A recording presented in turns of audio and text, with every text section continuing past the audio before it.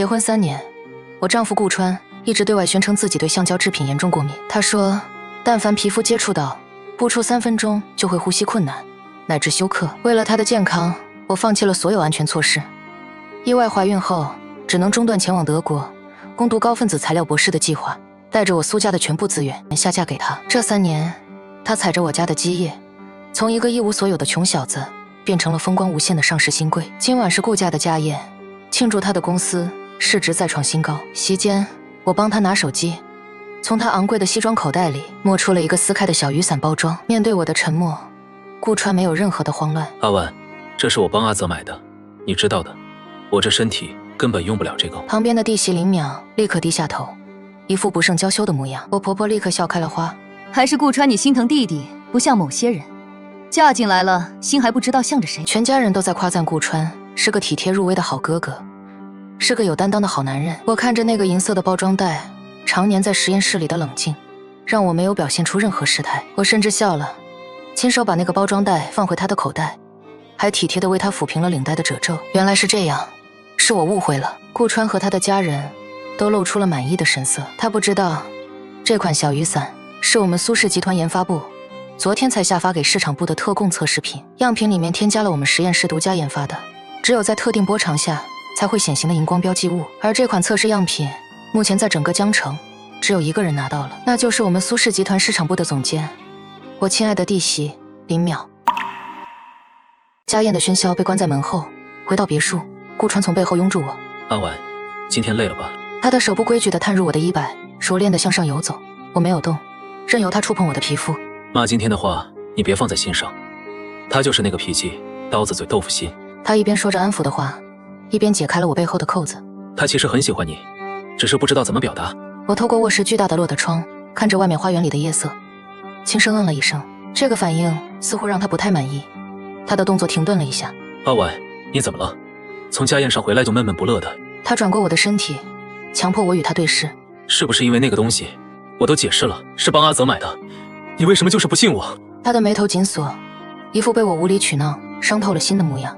阿泽那个臭小子自己不好意思去买，非要缠着我，我要是不帮他，妈又要说我这个当哥的没样子。他捧起我的脸，言辞恳切。阿婉，我们是夫妻，夫妻之间最重要的就是信任，你这样怀疑我，我很受伤。我看着他表演，甚至想笑。我没有，不信你。我平静地开口，伸手环住他的脖子。我只是在想，你帮阿泽买的这款是什么型号的？顾川明显愣住了，他大概没想到我会问出这么一个问题。什么型号？就是尺寸、厚度，或者有什么特殊的功能。我扬起脸，用一种天真又好奇的口吻追问。既然是给阿泽买的，你总得知道他喜欢用哪种吧？不然买错了，不是白花钱了？顾川的脸色僵硬了一下，随即又恢复了那副深情的模样。我哪懂这些，他让我买，我就随便拿了一盒。他想用亲吻堵住我的嘴，被我偏头躲开。随便拿的。我轻笑一声，手指在他胸口画着圈。顾川，你连给亲弟弟买东西都这么敷衍吗？这可不像妈口中那个体贴入微的好哥哥。我的话带着钩子，让他很不舒服。苏婉，你到底想说什么？他终于失去耐心，一把甩开我的手。你是不是觉得我今天在宴会上风头太盛，盖过了你们苏家，所以心里不痛快，非要找点事？他开始给我扣帽子，这是他惯用的伎俩。我没有。你没有什么？你看看你现在的样子，阴阳怪气的。我为了这个家在外面拼死拼活，你呢？你每天除了待在你的实验室里，还为这个家做过什么？他指着我的鼻子，言辞激烈。我让你去学插花，学社交，多帮我打理一下人脉关系，你听过吗？苏婉，你别忘了，你现在是顾太太，不是苏家那个不食人间烟火的大小姐。我静静地等他说完。说完了，我问他，大概被我平静的态度激怒了。你，顾川，我打断他，主动上前一步。我只是关心阿泽，既然是你买的，明天我问问阿泽，看看他用着合不合适，不合适的话，我再帮你去换一盒。顾川的身体瞬间绷紧了。你问他做什么？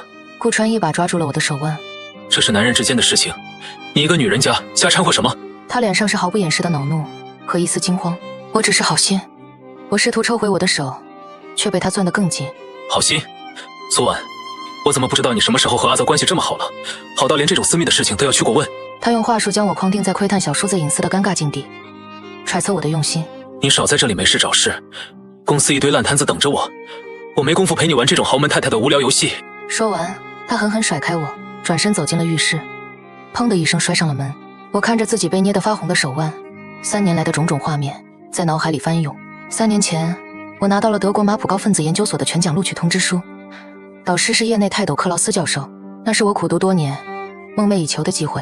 也是在那个时候，顾川，这个我从大学起就深爱的男人，突然在一夜之间病倒了。医院的诊断是急性过敏性休克，原因不明。他躺在病床上，拉着我的手，气息微弱。阿婉，医生说我可能是对某种化学物质过敏，但是一直找不到过敏源。后来有一次我们亲密时，他再次病发，被送进急救室。那一次，医生拿着化验单，郑重地告诉我们，过敏源找到了，是橡胶。顾先生对橡胶制品有非常严重的过敏反应，是 IV 性迟发性变态反应，一旦接触，免疫系统就会出现过度应答，非常危险，甚至可能致命。我永远记得顾川从抢救室出来后对我说的话。阿婉，对不起，都是我不好，我这破身体给不了你完整的幸福了。我抱着他，哭着说没关系。我说，只要能和他在一起，我什么都不在乎。为了他，我放弃了安全措施。不久后，我有任务了，我的德国之行，我的学术梦想都成了泡影。为了给孩子一个名正言顺的身份，也为了能更好地照顾顾川，我带着苏家30%的股份和数额庞大的资金，嫁给了他。我父亲动用所有的人脉和资源，扶持他的小公司一步步上市。这3年，他平步青云，成了江城人人艳羡的青年才俊，而我成了他背后那个没用的、只知道花钱的顾太太。浴室的水声停了，顾川裹着浴巾走出来，脸上还带着水珠。他似乎已经冷静下来，走到我面前，放软了姿态。阿婉，对不起，我刚才情绪太激动了。他伸手想抱我，公司最近压力太大了，我不是故意要冲你发火的。我避开了他的拥抱。顾川，你还记得我们结婚前你对我爸的承诺吗？他动作一僵，你说你会爱我一生一世，绝不让我受半点委屈。我当然记得。他立刻回答。阿婉，我这辈子最爱的人就是你。我没有继续纠缠，强迫自己笑了一下，点点头。今天我累了，早点休息吧。我看出来顾川想脱我睡衣，快速跑去洗漱。来到浴室，我给王叔发了信息。王叔不光是我家的管家，还是我爸最有能力的助理，在我家里几十年，也是世上除了我父母之外，我最信任的人。王叔，帮我查一下当年顾川的医院检查结果的真相，并且查一下顾川最近的聊天记录，别给我爸说。王叔几乎秒回应下。我洗漱完，顾川已经睡下了，可是我一直睡不着，直到半夜，我手机亮了，打开手机正是王叔的信息。大小姐，这顾川真是欺人太甚。后面附的是几张聊天记录，我虽然心里早已做好准备，但当我真的点开看到那些不堪入目的东西时，我的手不由得发抖。聊天记录的时间跨度很长，最近的一条就在半小时前，发信人备注是淼淼。姐夫，你今天吓死人家了，那个黄脸婆要是真发现了怎么办？顾川回得很快，那时候他刚摔门进浴室。怕什么？他那个脑子除了读书做实业就是一团浆糊，我说什么他信什么。也是，当年你说对橡胶过敏这种鬼话他都能信，为了给你生孩子连博士都不读了，真是笑死个人。要不是为了让他有任务把苏家的股份套牢，我犯得着忍这么久。每次不想带套多的编理由，还是和你在一起自在，想怎么弄就怎么弄。讨厌，今晚在车库你太用力了，人家腿到现在还软呢。我们什么时候可以一直在一起啊？下次还要吗？等把苏家的家底都掏空了，我就一脚踹了他，到时候咱们一家团聚。我看到这里已经看不下去了，原来所谓的致命过敏，所谓的深情下嫁，从头到尾就是一场针对苏家家产的围猎。我为了他放弃了克劳斯教授的邀请，放弃了触手可及的学术桂冠，甚至甘愿冒着未婚先孕的流言蜚语嫁给他。我以为是爱情，结果是杀猪盘。我的手抖得厉害，不是因为伤心，是因为恶心。但我没有哭。苏家的女儿流血不流泪。我深吸一口气，将这些聊天记录全部截图，连同王叔发来的几年前顾川的真实体检报告，上面过敏史一栏赫然写着无，全部打包上传到了我那个只有我自己知道密码的加密云盘里。做完这一切，我把手机调成静音，塞回枕头下。顾川，既然你这么爱演戏，那从今天开始我就陪你演个够，希望你能撑到我把你千刀万剐的那一天。第二天清晨，我睁开眼时，顾川正在穿衬衫。看到我醒了，他动作顿了一下，脸上立刻堆起那种愧疚又深情的表情，走过来坐在床边。阿婉，醒了，昨晚是我态度不好。他伸手想摸我的脸，这就是他的套路，打一巴掌给个甜枣，让你永远觉得自己才是那个无理取闹的人。我掩去眼底的冷意，在抬起头时，眼眶已经红了一圈。阿川，我声音带着刚睡醒的鼻音，是我不好，我不该怀疑你。我想了一晚上，你平时工作那么忙，还要照顾阿泽的情绪，我不该拿这种小事烦你。你是为了这个家，我知道的。顾川显然没想到我会这么快认错，他顺势抱住我。傻瓜，你是为了我好，我怎么会怪你？只要你不胡思乱想，我们就还是最恩爱的夫妻。我埋在他怀里，忍着想吐的冲动。这就对了。顾川心情大好，在他看来，这场危机已经解除了。他哼着歌去洗漱。阿川，你的领带歪了，我帮你弄。等他收拾好准备出门时，我拿着那个便携式的小手电筒走了过去。这是我平时用来检查实验材料瑕疵的紫外线灯，波长正好能激发那个特工小雨伞上的荧光标记。不用了，我自己来就行。顾川有些不耐烦，但为了维持好丈夫的人设，还是停下了脚步。别动，这里有根头发。我假装帮他整理领口，借着身体的遮挡，按亮了手心里的紫外线灯。紫色的光束扫过他的领口、锁骨，最后停留在他的耳后和脖颈处，那里几点蓝绿色荧光显得很显眼。我的心彻底沉到了谷底，最后的一丝侥幸也灰飞烟灭。我收起灯，微笑着帮他抚平衣领。好了，去上班吧，晚上早点回来。顾川前脚刚走，我脸上的笑容瞬间消失。我走到洗手间，用洗手液把被他碰过的地方洗了整整3遍，直到皮肤发红才停下。然后我拨通了王叔的电话。王叔，帮我安排2个人，要面生的，技术好的。另外，我要的东西准备好了吗？大小姐放心，都是顶尖的设备，针孔级的，就算是用专业探测仪，也未必扫得出来。王叔还是一如既往的靠谱。那畜生既然敢算计你，咱们就让他身败名裂。下午3点，2个穿着维修工制服的人进了别墅。太太，这是您要的监控升级。我站在客厅中央，指挥着他们。主卧的床头正对着床的位置，要高清的，带夜视和收音功能。书房，顾川的电脑桌后面也要一个。还有客房。我顿了顿，想起了顾川说那是给弟弟留的房间，实际上那是他和林淼偷情的据点。客房的浴室和床都要全覆盖。不到1小时，所有的眼睛都已经就位。这些摄像头连接着我的加密云盘，24小时不间断的记录着这栋别墅里发生的一切。晚上，顾川回来了，不仅他回来了，他还带回了林淼。嫂子，我来蹭饭了。林淼穿着一件领口开得很低的紧身裙，一进门就挽住我的胳膊。阿泽今天出去了，淼淼一个人在家害怕，我就让他过来住几天。顾川一边换鞋一边解释道，眼神却在我和林淼之间游移，带着一种莫名的兴奋。把小三带回家，在正妻眼皮子底下偷情。顾川，你玩得真花。好啊，正好我一个人也闷。我反手握住林淼的手，淼淼想住多久都行，就把这儿当自己家。我借着客厅的水晶吊灯，再次悄悄按亮了藏在袖口里的微型紫外线灯。那一瞬间，超乎我的想象，不仅仅是手腕，林淼的脖颈、锁骨，甚至她的裙摆上，都布满了那种蓝绿色荧光。而顾川西装裤的拉链附近，也有几点同样的荧光在闪烁。这2人在回家的路上，甚至可能在车里，就已经迫不及待地搞在一起了。嫂子，你发什么呆呀？林淼晃了晃我的手，娇滴滴地问。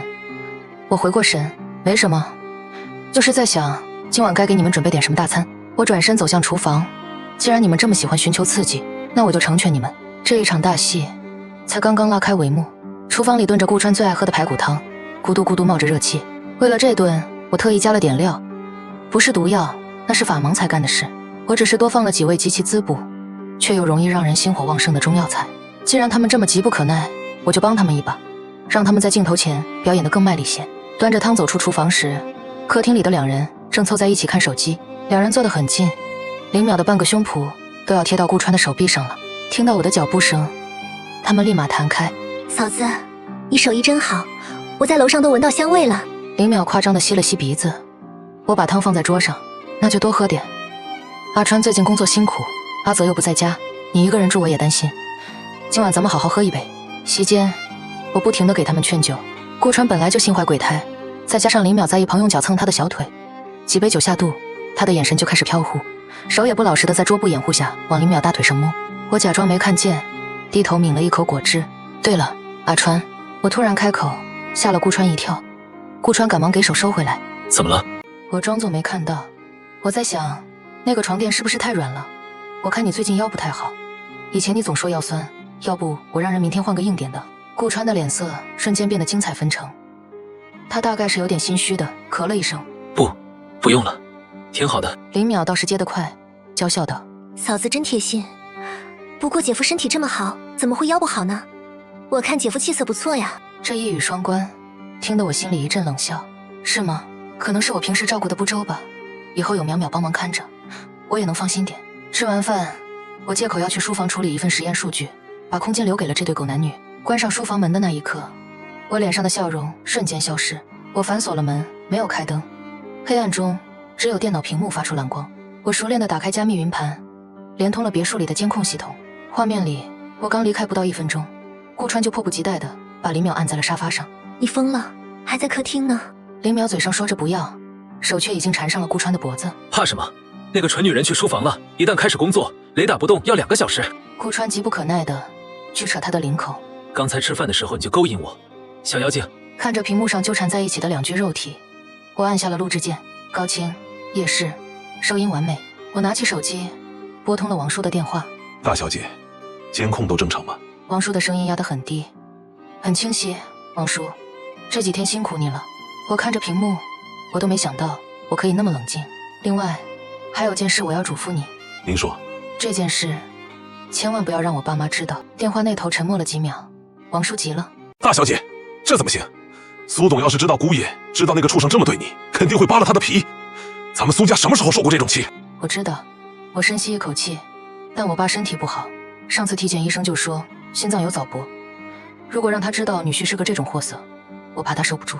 更重要的是，如果让苏家直接出手，顾川顶多是净身出户，滚出江城，那太便宜他了。我要的是他身败名裂，是他把吃进去的每1分钱都连本带利的吐出来，是他这辈子都在牢里忏悔。王叔，我有分寸。现在的顾川已经不是当年的穷小子了，他手里握着公司实权，还转移了不少资产。我要一击必中，不能打草惊蛇。王叔叹了口气，语气里满是心疼。好，都听大小姐的。但是您一定要保护好自己，一旦有危险，立马通知我。放心吧。挂断电话，我重新看向监控屏幕，客厅里的2人已经转移到了客房。这间客房，我特意让王叔装了3个不同角度的针孔摄像头，360度无死角。一番云雨过后，顾川靠在床头抽烟，林淼趴在他胸口画圈圈。姐夫，你什么时候才跟那个黄脸婆摊牌啊？我今天看她那副贤妻良母的样子就恶心。明明是我们苏家的钱，凭什么让她在你面前装模作样？顾川吐出一口烟圈。快了，原本我想着等公司下个季度的财报出来，把苏氏最后那笔注资骗到手再提离婚，但现在看来……他顿了顿，掐灭了烟头。离婚太麻烦了，还要分家产。苏婉那个女人虽然蠢，但她背后的苏家不好惹。万一离婚的时候苏家清算资产，我会很被动。林淼仰起头。那怎么办？难道我们要一直这样偷偷摸摸的？顾川伸手抚摸着林淼的头发，动作温柔，但说的话一点都不温柔。如果她是意外身亡，那就不一样了。我浑身一震，死死盯着屏幕。意外？林淼眼睛一亮。你是说……她不是整天待在实验室吗？实验室那种地方，易燃易爆的化学品那么多，发生点意外火灾或者是中毒，不是很正常吗？顾川冷笑了一下。到时候他是为科研献身，苏家那2个老不死的肯定伤心欲绝，没心思管公司。我作为合法丈夫，顺理成章继承他所有的遗产和股份。姐夫，你真坏。林淼在他嘴上亲了一口。不过我喜欢，只要能和你在一起，死个苏婉算什么？放心，这件事我会安排的天衣无缝。这几天你就在家盯着他，摸清楚他的作息规律，别让他起疑心。遵命，老公。屏幕前的我彻底心寒。原来不仅仅是出轨，不仅仅是谋财，他们是真的想要我的命。我拿起手机，手指停在一个久违的名字上，唐薇。那是我的大学室友，也是我曾经最好的闺蜜。当年我为了顾川，为了那个所谓的安稳家庭，慢慢淡出了原来的圈子。唐薇劝过我无数次，说顾川眼神不正，心术不正。我不信。最后一次吵架，唐薇指着我的鼻子骂我恋爱脑晚期，摔门而去。这3年，我们几乎断了联系。我深吸一口气，拨通了那个号码。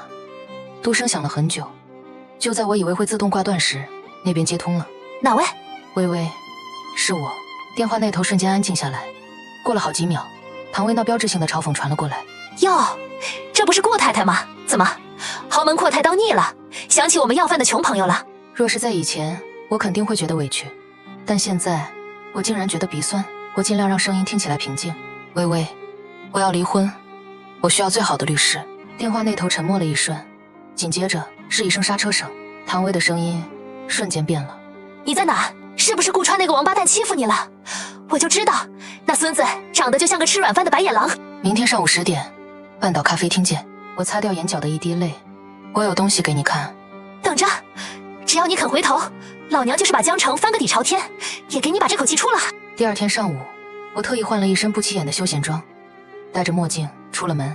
半岛咖啡厅的角落里，坐着一个穿着白色西装的短发女人，唐薇，江城律政界的铁娘子，也是业内最年轻的金牌合伙人。这3年，她虽然没联系我，但我经常在财经新闻上看到她的名字。我走过去，在她对面坐下。唐薇抬起头，目光在我脸上扫视了一圈，眉头瞬间皱成了死结。苏婉，你看看你现在像什么样子？她语气恨铁不成钢。以前那个意气风发，要在科学界拿奖拿到手软的苏婉去哪儿了？这3年你是去渡劫了还是去坐牢了？脸色这么差，瘦得跟鬼一样。我摘下墨镜，露出一双有些红肿的眼睛，冲他笑了笑。算是渡劫吧，不过现在劫数该尽了。我没有废话，直接拿出平板，点开那个加密云盘，把昨晚的视频推到他面前。看看吧。唐薇狐疑地接过平板，视频开始播放。起初他只是皱眉，当看到顾川和林淼在客厅沙发上纠缠时，他的表情变成了厌恶。而当听到那句意外火灾中毒时，唐薇手中的银勺哐当一声砸在咖啡杯里。操！作为一名顶级律师，唐薇一向以冷静著称，但此刻他直接爆了粗口。这还是人吗？这简直就是畜生！不，畜生都比他有良心。唐薇死死盯着屏幕。谋杀？他居然敢动谋杀的念头！苏婉，你现在处境很危险，你知道吗？我知道。我喝了一口柠檬水，压住了心底的火，所以我才来找你。微微，我要让他身败名裂，我要让他一无所有，我要送他进监狱。唐薇深吸几口气，强迫自己冷静下来，他毕竟是专业的。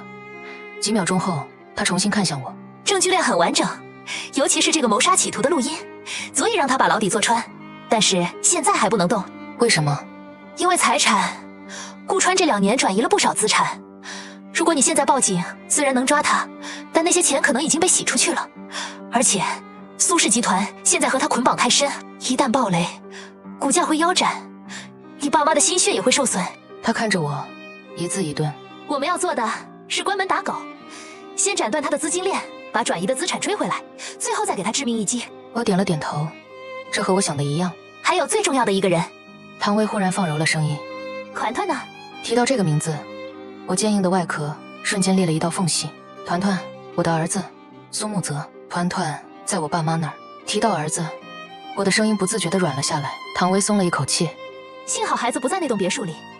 顾川这种丧心病狂的人，既然能算计你，难保不会拿孩子做筹码。我苦笑一声。当初我有任务，顾川表现得欣喜若狂，可孩子出生后，他抱过的次数屈指可数。他嫌孩子吵，嫌孩子闹。为了不让顾川烦心，也为了给团团一个更好的环境，我把孩子送回了苏家老宅，由我爸妈和保姆照看。没想到，这竟然成了我现在最大的庆幸。唐薇握住我的手。阿婉，别怕，苏家不是好惹的，我也不是吃素的，咱们就让他身败名裂。身败名裂？那太便宜他了。我拿出手机，指尖在屏幕上轻点。微微，你知道在化学实验里，最剧烈的反应往往不需要复杂的催化剂，只需要一点点火星。我调出一组照片，最精彩的是一张特写。顾川的西装裤链位置和林淼胸口的布料上有着形状完全吻合的荧光手印，那是特供小雨伞沾染的荧光粉，一旦沾上皮肤，3天内洗都洗不掉，除非用我们实验室特制的清洗剂。这是……唐薇瞪大了眼睛。这是我送给阿泽的见面礼。我按下发送键，收件人顾泽。复言很简单，只有一句话：昨天顾总身上的星光怎么跑到弟妹身上去了？发送成功。我放下手机，靠在椅背上。顾泽这个人暴躁无脑，而且极其自负。他虽然靠着顾川养着，但骨子里一直嫉妒这个哥哥。如果让他知道他视若珍宝的老婆早就成了他哥的玩物。唐薇秒懂，打了个响指。借刀杀人？不是狗咬狗。与此同时，江城的一家赌场里，顾泽正叼着烟，眼珠子通红地盯着牌桌。他最近手气背到了极点，输了几百万。手机震动了一下，他不耐烦地划开屏幕，下一秒，他嘴里的烟掉在了裤裆上，烫出一个洞，但他毫无知觉，那是他老婆的胸，那是他亲哥的手印。操！顾泽猛地掀翻了面前的赌桌，筹码哗啦啦撒了一的。顾川，林淼，老子杀了你们这对奸夫淫妇！顾氏集团大厦顶层总裁办，顾总，下个季度的财务报表做好了。秘书推门进来，语气恭敬。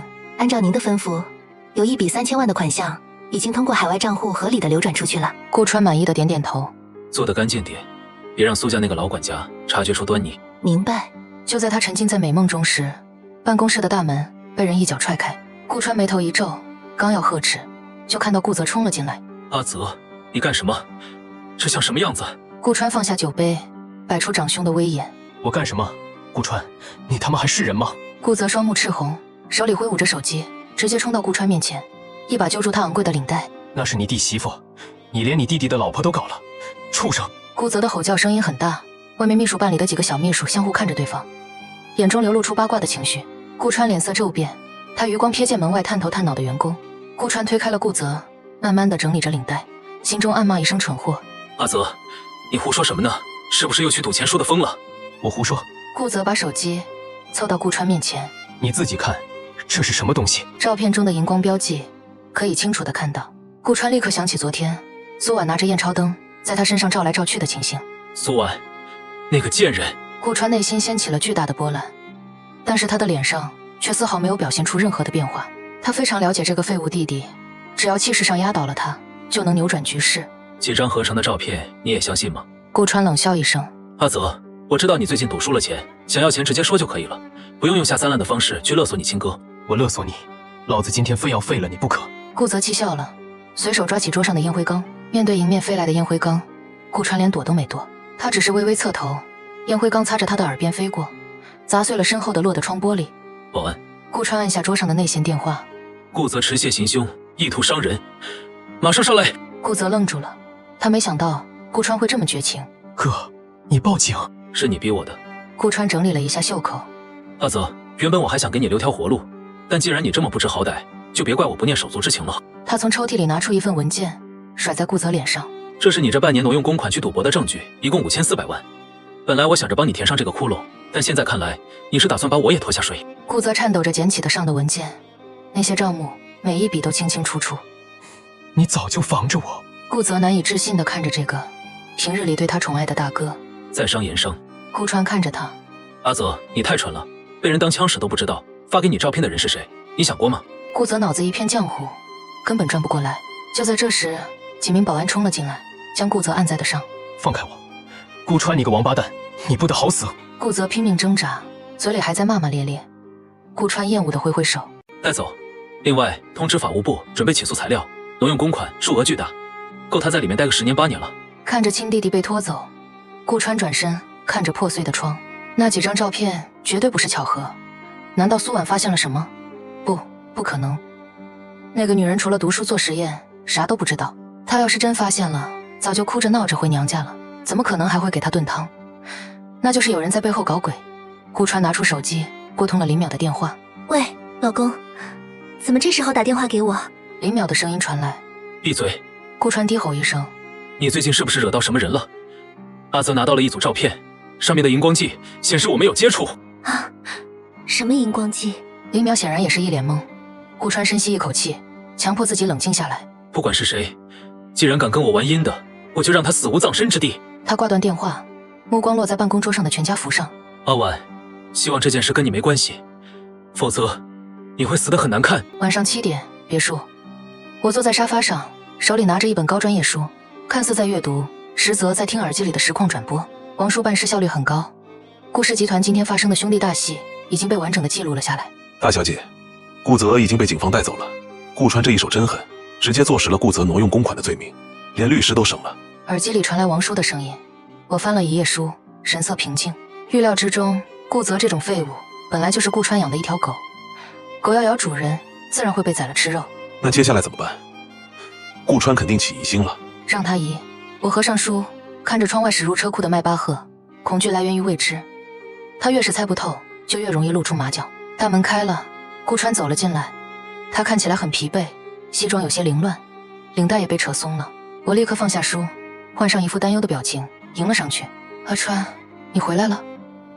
我看到新闻了，说阿泽去公司闹事，还被警察带走了。到底怎么回事？我眼眶微红，手足无措地抓着他的袖子。阿泽，他怎么会挪用公款呢？是不是有什么误会？良久，顾川紧绷的身体放松下来，他叹了口气，伸手把我揽进怀里。阿婉，家门不幸啊，阿泽赌博成性，我帮他还了好几次债，没想到他变本加厉，居然敢动公司的钱。今天被我发现了，他恼羞成怒，还想打我。天哪！我捂住嘴。那你有没有受伤？阿泽怎么变得这么可怕？我没事。顾川拍着我的背。就是心寒，我对他那么好，他却这样。别难过了，阿川。抬起头，用帕子轻轻拭去他额头的汗珠。还有我，还有团团，我们会一直陪伴着你的。顾川看着我，眼神忽然变得有些奇怪。阿伟，他抓住我的手。今天阿泽带了一些照片，说是有人发给他的，照片上有一些奇怪的荧光痕迹。来了，我脸上的表情变得有点迷茫。荧光标记是什么意思？什么是荧光标记？类似于某种化学试剂留下的痕迹。他的目光落在了我的微表情上，我皱起眉头，似乎在认真思考。忽然灵光一闪，哦，你说的是那个。前2天我从实验室带回来一些样品袋，对吧？在袋子上涂抹了我们新研发的荧光防伪涂层，容易蹭到身上。怎么样了？顾川愣住了，这个解释太完美了。原来是这样。顾川眼底的疑虑消散了几分。没事，那个蠢货说的我也没听懂。怎么了？是不是那个荧光剂有什么问题？我天真的问。那个虽然难洗，但是对人体无害的。你要是沾到了，我帮你用酒精擦擦就好了。不用了。顾川松开我，揉了揉眉心。我累了，先去洗澡。看着他走进浴室的背影，我脸上的天真瞬间消失。顾川，这一关你过了，但下一关可就没这么容易了。我拿起手机，给王叔发了一条信息：猎物已入网，启动 B 计划，断他的资金链。就在我发出指令的第2天，顾氏集团的天塌了。我正坐在阳台上修剪一盆刚送来的牡丹，与此同时，顾川的电话几乎被打爆了。顾总，不好了！德国那边的原材料供应商突然发函，说我们信用评级下调，要单方面终止合同。顾总，银行那边刚才来电，说我们的贷款审批被总行驳回了，而且还要抽贷3个亿的流动资金啊！查，给我查，到底是谁在搞鬼？顾川把桌上的文件扫落一的，更致命的一击还在后面。那个帮他转移资产的钱庄负责人突然失联了，他那笔还没来得及洗白的5000万，连同这几年偷偷转移出去的2个亿，全部被国际反洗钱组织冻结。顾川，这只是开胃菜。我知道王叔正式开始行动了。苏家在商界屹立100年，真以为是靠运气？我们苏家的人，要么不争，要争就是寸草不生。晚上，顾川一进门就瘫坐在沙发上。阿婉，公司出大事了。我一脸惊慌地走过去。怎么了，阿川？早上出门还好好的，怎么突然就这样了？有人在针对我，这是要把我往死里整啊！顾川紧紧抓着我的手。阿婉，现在只有你能救我了。你去找爸，让他借我5个亿，不，10个亿。只要度过这个难关，我加倍还给他。我看出他这副模样，心里只觉得好笑。当初那个不可一世，扬言要吞并苏家的新贵去哪儿了？10个亿。我面露难色，咬着嘴唇。阿川，你也知道，前段时间因为你要上市，我爸把大部分流动资金都给你做背书了。现在苏氏的资金链也很紧。瘦死的骆驼比马大，苏家怎么可能没钱？顾川急了。是不是你不肯帮我？苏婉，我是你丈夫，我完了你也别想好过。终于装不下去了吗？我吓得往后缩了缩。阿川，你怎么能这么说我？我这就给王叔打电话问问。我当着他的面拨通了电话，开了免提。大小姐，老爷心脏病犯了，刚送进 ICU， 现在正在抢救。公司的事暂时由董事会代管，所有资金冻结，谁也动不了。王叔焦急的声音传遍了客厅，顾川眼里的光瞬间熄灭了。心脏病犯了，怎么偏偏是这个时候？顾川一拳砸在茶几上，他没关心岳父的死活，只关心他的钱袋子。就在这时，大门被人推开，我那个平日里只知道打麻将买包的婆婆风风火火地冲了进来。顾川，怎么回事？我的卡怎么被冻结了？我在美容院做脸做到一半，刷卡显示余额不足，丢死人了。老太婆一进门就嚷嚷，看到满的狼藉，愣了一下，随即把矛头对准了我。是不是你这个扫把星？自从你嫁进来，我们家就没安生过。阿泽被抓了，现在连我的零花钱都没了。你个不会下蛋的母鸡，还愣着干什么？赶紧回娘家拿钱啊！以前为了顾川，我对这个刁蛮婆婆百般忍让，但现在我不忍了。妈，您是不是忘了，您那张卡是苏氏集团名下的副卡？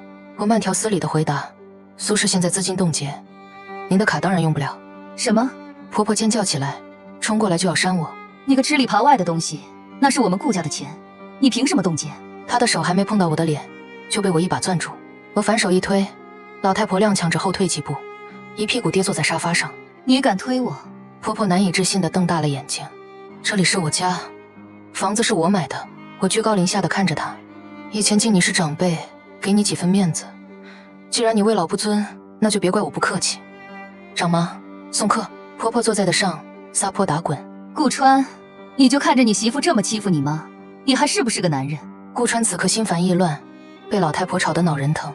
够了，妈，你先回去，别在这添乱。我添乱？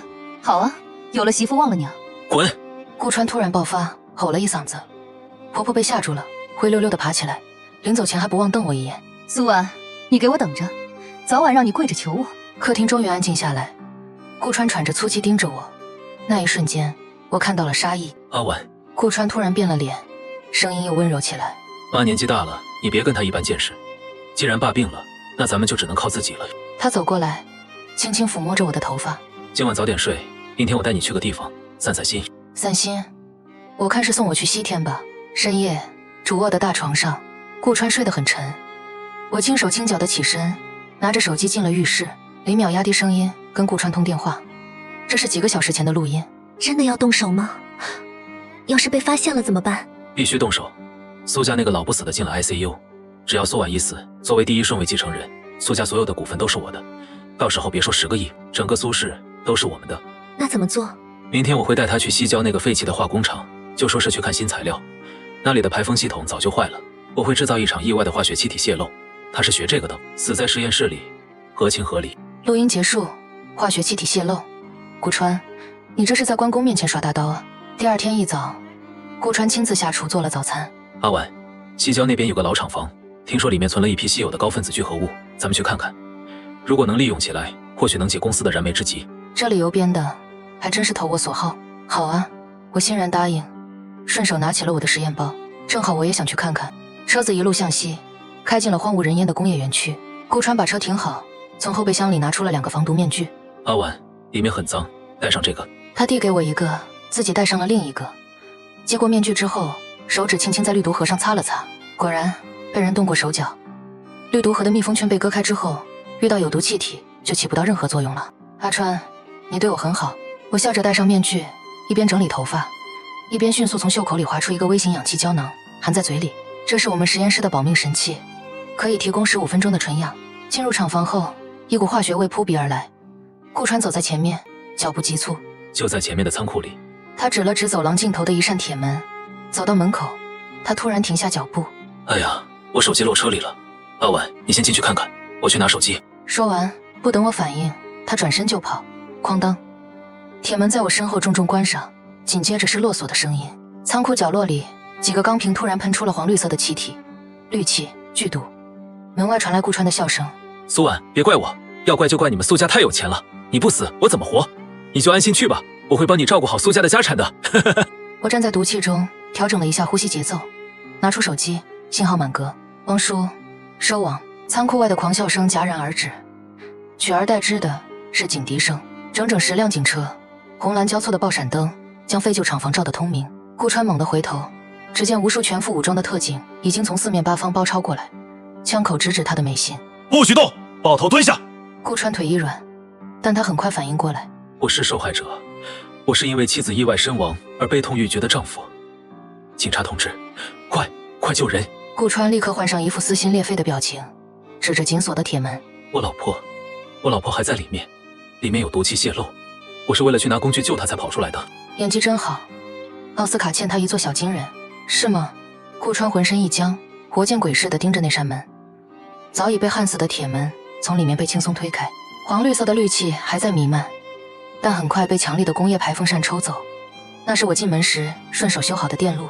烟雾散去，我摘下防毒面具，毫发无伤地走了出来，手里还拿着那个被割坏了密封圈的氯毒盒。顾川，你是在找这个吗？我晃了晃手里的东西，不，还是在找我的尸体。顾川嘴唇哆嗦着。你怎么？这不可能！明明你应该看着我在里面挣扎、窒息，最后变成一具冰冷的尸体，好让你拿着我的死亡证明去继承苏家的100亿家产，对吗？我一步步走向他。苏婉，你算计我！顾川终于反应过来了，准备扑向我。你这个贱人，你是故意的！还没等他碰到我的衣角，2名特警瞬间上前，一个标准的擒拿，将他死死按在的上。老实点！顾川的脸被挤压变形，嘴里还在不干不净地骂着。我是被冤枉的，这是夫妻矛盾，你们凭什么抓我？我要见律师！律师，我走到他面前，拿出手机，轻轻点开播放键。苏婉，别怪我，要怪就怪你们苏家太有钱了。故意杀人未遂，证据确凿。我蹲下身看着他，顾川，牢底坐穿的感觉，你应该会很喜欢。就在这时，一辆红色的保时捷不知死活的冲进了包围圈，车门打开，林淼穿着一身大红色的连衣裙，手里还捧着一束百合花，脸上洋溢着压抑不住的喜色。他大概以为顾川已经的手了，这是来庆祝我意外离世的。姐夫，怎么样了？那个黄脸婆是不是已经……林淼的声音在看到满院子警察和被按在的上的顾川时戛然而止，他手里的百合花掉在的上，摔得粉碎。淼，快跑！顾川嘶吼了一声，可惜晚了。唐薇带着2名经侦警察走了过来，手里拿着厚厚的一叠文件，直接挡住了林淼的退路。林淼小姐，涉嫌伙同顾川挪用公款、洗钱以及教唆杀人，跟我们走一趟吧。唐薇推了推金丝眼镜。对了，这是苏婉女士起诉你们的民事赔偿清单，你名下的那套公寓、跑车，还有你账户里那点可怜的存款，恐怕都不够赔的。林淼腿一软，直接瘫坐在的上。不是我，都是顾川逼我的，我是被强迫的。刚才还一口一个老公叫着的林淼，现在为了保全自己，就毫不犹豫地反咬一口。警察同志，我有证据，顾川转移资产的账本在我的手机上，我是污点证人。顾川瞪大了眼睛，差点把一口老血喷出来。林淼，你这贱人，我一直对你很好。好个屁！你就是想用我来掏空苏家。林淼尖叫着，2人的丑态都显露出来。我冷眼旁观这场狗咬狗的闹剧。这就是我曾经爱了3年的男人，也就是我曾经当作亲妹妹疼的弟媳。真脏，带走吧，看着让人很不舒服。我挥了挥手，仿佛赶走2只苍蝇。顾川被押上警车的一瞬间，他转过身来，对着我看了好一会儿。苏婉，你给我闭嘴！苏家现在资金链断了，你爸还在 ICU， 即使我坐牢了，你们苏家也完了。诅咒你一生孤独终老！砰！一声巨响打断了顾川的诅咒。厂房门口有一队黑色的劳斯莱斯车队驶入，气势磅礴，把一辆红色保时捷推到了沟里。为首的车辆牌照尾江 A8888，那是苏家的车。车门打开，一位穿中山装、头发花白但精神很好的老人走下来。他手握一根紫檀木拐杖，每一步都走得沉稳有力。王叔一脸严肃地走在后面，10几个黑衣保镖也跟在后面。顾川透过警车的车窗看见这一幕，眼睛都快要瞪出来了。看着那熟悉的身影，我勉强维持的坚强一瞬间土崩瓦解。爸，我就像一个受了委屈的小孩，飞奔过去，扑进了那个怀里。阿婉，我的好女儿。苏震天扔掉拐杖，一把搂住我。吓死爸爸了！要是你有个3长2短，我怎么向你妈交代？我哭着点了点头。苏震冷哼一声，中气很足。王管家跟我说过，你这孩子什么都好，就是太要强了。这么大的事，居然瞒着我和你妈。虽然在责备，但是眼中流露出的都是心疼。傻丫头，苏家还没有倒下呢，爸爸没有死呢。只要爸爸还有一口气在，谁敢动我的女儿，我就让他们全家陪葬。说完，苏震天转过身，目光扫向警车里的顾川。他大步走过去，示意警察把车窗摇下来。顾川整个人已经抖成了筛子。爸，您听我解释。啪！一记响亮的耳光狠狠抽在顾川脸上。我爸虽然年过60，但这一巴掌用了10成力道，直接把顾川打得嘴角出血。这一巴掌是替我女儿打的。啪！又是一巴掌。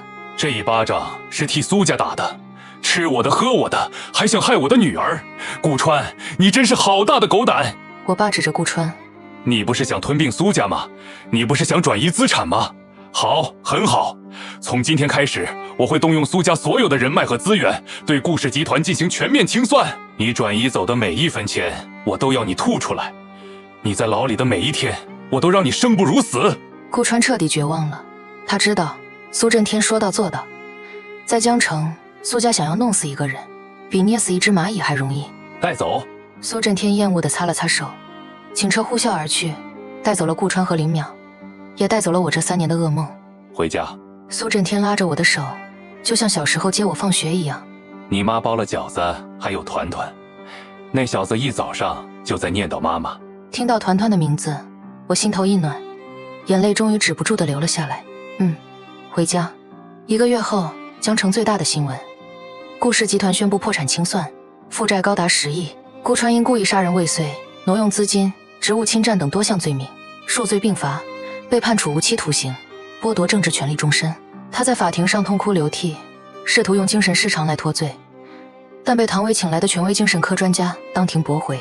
听说他在监狱里过得很惨，因为长得白净又得罪了苏家，狱友们对他照顾有加，甚至还照顾他对橡胶过敏，所以啥都不带。没过多久，他就被人打断了一条腿，终身残疾。林淼作为从犯，被判有期徒刑15年。他在狱中因为受不了艰苦的劳动和霸凌，几次自杀未遂，最后真的疯了，被送进了精神病院。至于那个婆婆，苏家收回了所有的房子和车子，她身无分文，流落街头。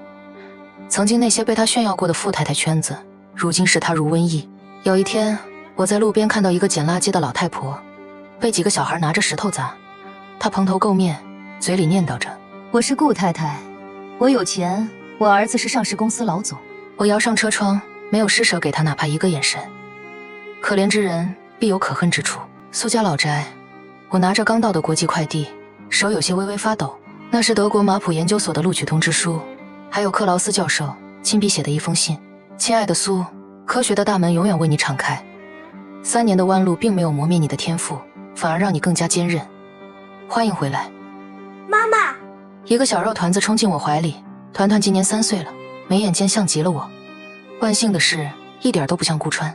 妈妈，外公说你要去很远的地方打怪兽。团团眨巴着大眼睛，奶声奶气地问。我笑着捏了捏他的脸，不是打怪兽，是去摘星星。团团想不想跟妈妈一起去？想。团团举起小手。我要保护妈妈，外公叫我打拳了，以后谁敢欺负妈妈，我就揍他。坐在沙发上的苏震天和母亲相视一笑，眼里满是欣慰。去吧，阿婉。父亲放下报纸。家里有我们，公司有职业经理人，你的人生才刚刚开始，去把这3年丢掉的光芒都找回来。我看着窗外明媚的阳光，深吸一口气。是的，那些杀不死我的，终将使我更强大。5年后，德国慕尼黑，全球高分子材料科学峰会的颁奖典礼上，掌声雷动，聚光灯打在舞台中央。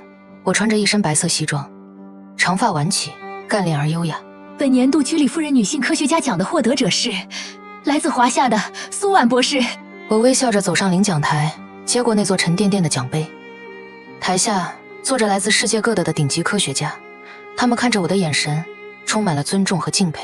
这5年，我没日没夜地泡在实验室里，我研发的新型生物降解材料解决了困扰行业10年的难题，获得了3项国际专利。